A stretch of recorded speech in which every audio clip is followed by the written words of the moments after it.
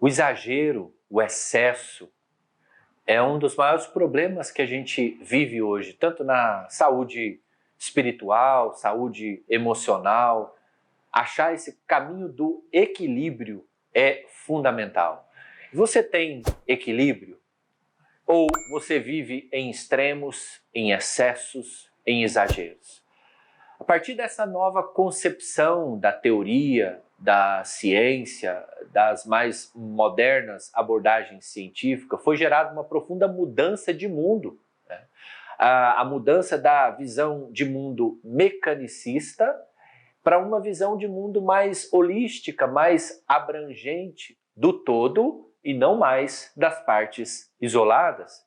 Em particular, no campo da psicologia, houve uma mudança radical da observação apenas de fatores intrapsíquicos, apenas de fatores do inconsciente, da mente, para um olhar a partir das relações interpessoais, a partir dos contextos culturais e sociais na qual as pessoas estavam envolvidas e se desenvolviam. Então, estou falando de uma mudança de paradigma. Além de influenciar nossas percepções, nossos paradigmas, eles também influenciam nossas ações, fazem-nos acreditar que o jeito que fazemos as coisas é o que é o certo ou a única forma de fazer. O paradigma é como uma lente, como um filtro na qual você enxerga e interpreta a sua realidade e o mundo ao seu redor. Assim, os paradigmas costumam ser empecilhos para aceitar novas ideias, gerando um engessamento, uma mentalidade rígida, uma mentalidade fixa, sem flexibilidade nenhuma e que tem muita resistência à mudança. O novo paradigma, ele também é chamado de uma visão de mundo como um todo, uma visão de mundo integrado, oposta às partes desassociadas, opostos à interpretação das partes isoladas. E, de fato, a partir dos extremos, dos excessos, isso gera uma crise de percepção acerca de como os problemas que estamos envolvidos são vistos e interpretados. Existem muitas pessoas que, a partir dessa crise de percepção, a partir desses excessos e desses extremos, acreditam que a raiz dos seus problemas são unicamente espirituais. Outros acreditam que, não, as raízes do seu problema é o outro e o culpado é o outro, né? Então, é uma crise de percepção que acaba nos desfocando e nos tirando da verdadeira rota do aprendizado. Essa crise de percepção, ela está relacionada com uma visão de mundo ultrapassada, está relacionado com a percepção inadequada da realidade para lidar com o mundo global e interligado, né? Hoje nós precisamos olhar o indivíduo integralmente, na sua formação como um todo. Sim, considerar a formação espiritual. A espiritualidade faz parte do ser humano, que não é de agora. Sim, considerar a formação física, fisiológica. Sim, considerar a formação emocional. Sim, considerar a formação familiar, social, cultural.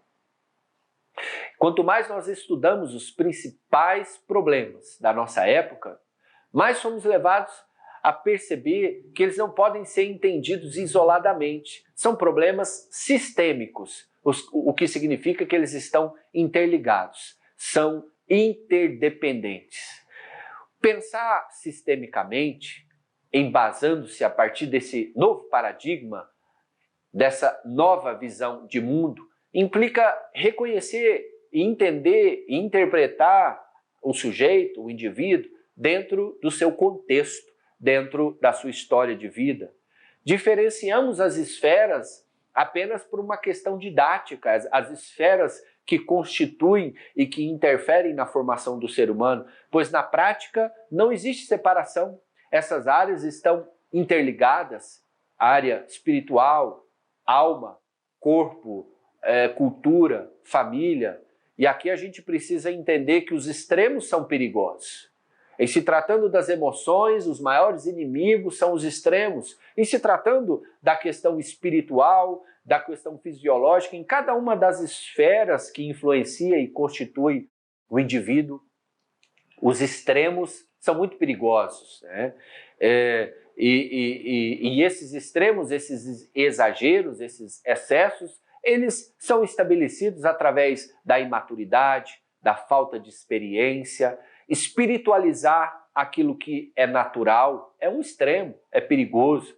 Uma insistência infeliz em procurar um problema onde não tem. A vida espiritual da pessoa vira um trem fantasma. Medo, intimidação, insegurança são as armas do mal. O sobrenatural sempre nos chama muita atenção. Mas toda prática espiritual, toda prática cristã, que coloca as atividades demoníacas, as atividades do mal, acima da grandeza de Deus, em si mesmo já é desequilibrada.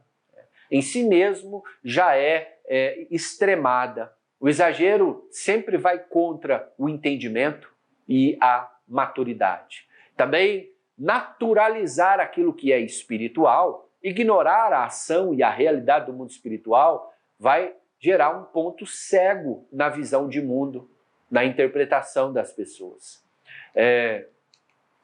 Ignorar a ação, ignorar a relação do indivíduo com esse mundo espiritual, ignorar as nuances, os princípios, os valores que regem esse mundo espiritual, também é um extremo, é um exagero.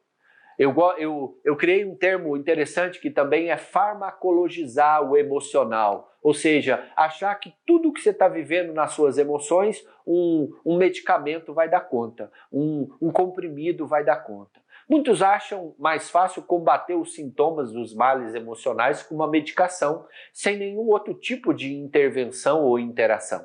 Eu não sou contra a medicação, ela sempre tem o seu lugar. Agora, achar que a medicação vai dar conta da sua falta de perdão, da sua dificuldade de viver o luto, do seu orgulho, achar que a medicação vai dar conta de falhas do seu caráter, isso é um grande exagero, isso é um grande engano, né? Então, a medicação sempre é importante, mas ela precisa agir com uma interação, geralmente com a terapia, geralmente com aconselhamento e geralmente com outras ferramentas que vão ajudar a pessoa a superar esses males, esses transtornos emocionais. É por isso que todo sintoma deve ser analisado e compreendido a partir da sua história, a partir do seu contexto. Não fazemos ideia o quanto o espírito, alma e corpo interagem, promovendo saúde ou adoecimento. Peter Scazzero, autor daquele livro chamado Espiritualidade Emocionalmente Saudável, diz que a espiritualidade cristã, sem interação com a saúde emocional, gera muitos prejuízos e que saúde emocional e maturidade espiritual são inseparáveis. A espiritualidade não deve ser uma fuga da realidade, não deve ser uma fuga dos nossos problemas. A espiritualidade deve funcionar no nosso interior como uma mudança de natureza, como uma mudança de perspectiva e de visão de mundo. Muitas vezes estamos mudando a mensagem de influenciar o mundo, que é a verdadeira essência da espiritualidade, para escapar do mundo.